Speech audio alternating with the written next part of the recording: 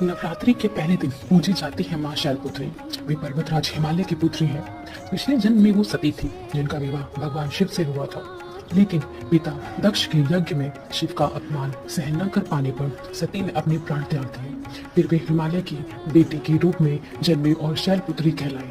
माता के दाहिने हाथ में त्रिशूल और बाएं हाथ में कमल शोभा पाता है। वे नंदी बैल पर सवार होती है। माँ शैलपुत्री की उपासना से मनुष्य का जीवन पवित्र और स्थिर हो जाता है। भक्तों को शांति, शक्ति और दृढ़ता प्राप्त होती है।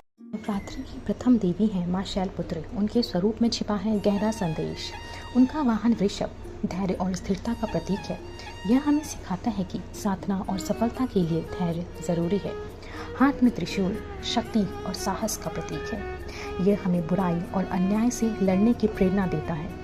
हाथ में कमल पवित्रता और भक्ति का प्रतीक है। जैसे कमल कीचड़ में रहकर भी निर्मल रहता है, वैसे ही हमें भी जीवन में निर्मल रहना चाहिए।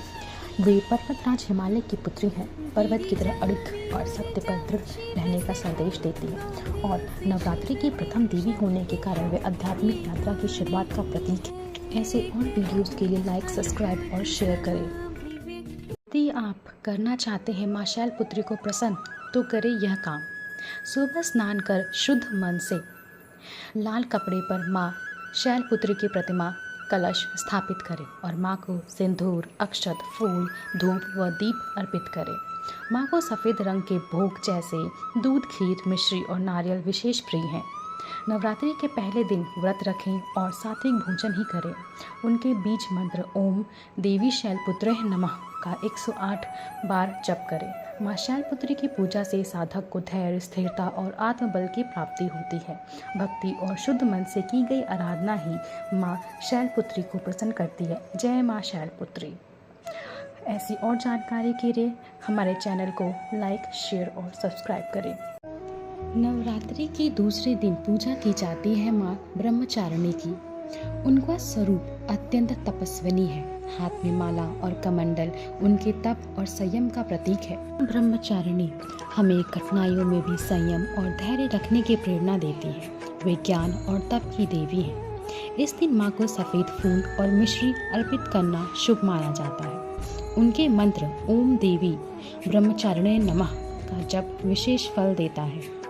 माँ की पूजा से आत्मबल, धैर्य और मानसिक शांति की प्राप्ति होती है। वे साधक को अध्यात्म की ओर अग्रसर करते हैं। उनकी साधना से जीवन में लक्ष्य पर केंद्रित रहने की शक्ति मिलती है। जय माँ ब्रह्मचारिणी की। इसी और जानकारी के लिए हमारे चैनल को लाइक, शेयर और सब्सक्राइब करें। धन्यवाद।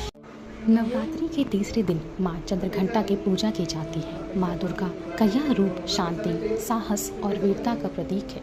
इनके मस्तक पर अर्धचंद्र के आकार की घंटी होती है, जिसकी ध्वनि हमें आत्मविश्वास देती है कि हम किसी भी बाधा को पार कर सकते हैं। इनके दर्शन से भय, बाधाएं और नकारात्मक ऊर्जा दूर होती है। सुबह स्नान करके स्वच्छ वस्त्र धारण करें और माँ चंद्रघंटा की प्रतिमा के सामने दीपक जलाकर लाल या सुनहरे फूल चढ़ाएं और दूध से बनी मिठाई का भोग लगाएं। ओम देवी चंद्रघंटाय नमः का जाप करें। ऐसा माना जाता है कि इस दिन श्रद्धा से पूजा करने पर साहस, आत्मविश्वास और जीवन की कठिनाइयों से लड़ने की शक्ति प्राप्त होती है। जय माँ चंद्रघंटा की। ऐसे और वीडियोस के लिए हमारे चैनल को प्लीज़ लाइक, शेयर और सब्सक्राइब करें। धन्यवाद।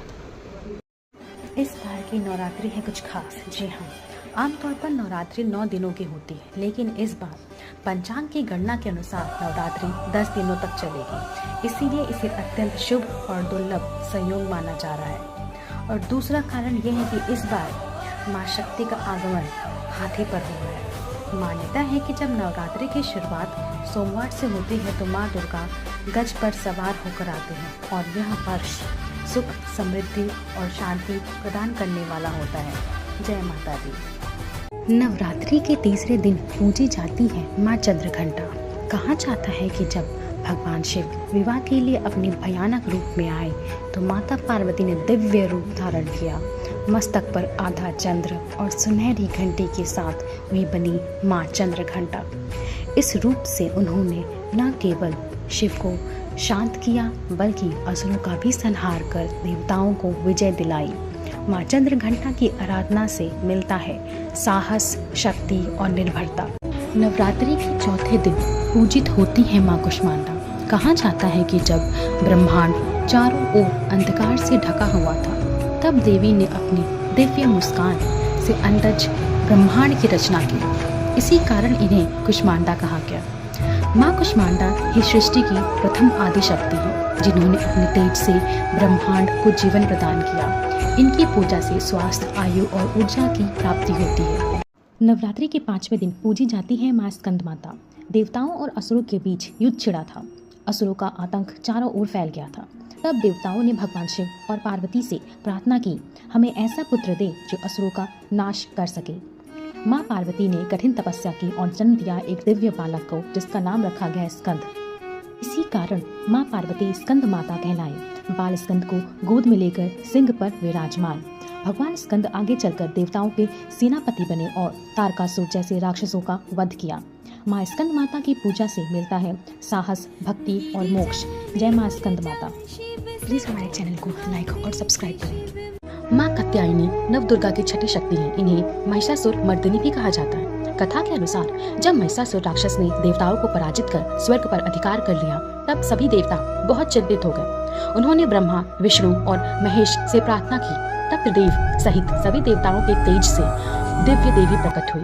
यह तेज ऋषि कात्यायन के आश्रम में जाकर उनके घर प्रकट हुआ।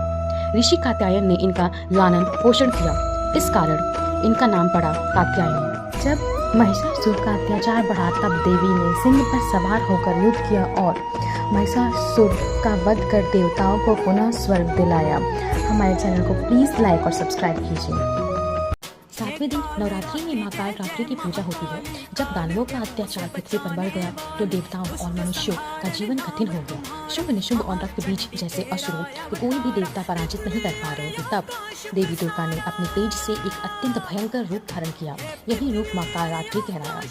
माँ का रंग घना काला था, केश बिखरे हुए, गले में बिजली सी तरह चमकती माला और हाथ में वज्र और तलवार थी। उनके इस विकराल रूप को देखकर राक्षस भयभीत उठे। देवी काल रात्रि ने शत्रुओं का संहार कर देवताओं को विजय दिलाई। इसीलिए माँ काल रात्रि को दुष्टों के लिए काल और भक्तों के लिए रक्षक कहा जाता है। चैनल को लाइक, सब्सक्राइब करना ना भूलें। नवरात्रि के 8वें दिन माँ गौरी की पूजा होती है, जिन्हें महागौरी भी कहा जाता है। कहते हैं राक्षसों का नाश करने के लिए माता पार्वती ने काल रात्रि का भयंकर रूप धारण किया। उस युद्ध में उनका रंग काला हो गया। फिर भगवान शिव ने गंगा जल से उनका अभिषेक किया और उनका स्वरूप उज्जवल, गोरा और सौम्य हो गया। तभी वे महागौरी कहलाए। माँ गौरी की पूजा से विवाह की बाधाएं दूर होती हैं, पाप नष्ट होते हैं और घर परिवार में सुख शांति आती है। जय माँ गौरी। दशहरा यानी कि बुराई के 10 रूपों पर विजय। इस दिन भगवान श्री राम ने रावण का वध कर बुराई पर अच्छाई की जीत हासिल की थी। पांडवों ने अज्ञातवास पूरा करने के बाद शमी के वृक्ष से अपने हथियार निकाले और विजय प्राप्त की थी। दशहरा 9 दिन के नवरात्र, उपवास और पूजा के बाद 10वें दिन मनाया जाता है। यह पर्व हमें सिखाता है कि कितना भी बड़ा अन्याय और अहंकार क्यों न हो, अंततः धर्म और सत्य की ही जीत होती है।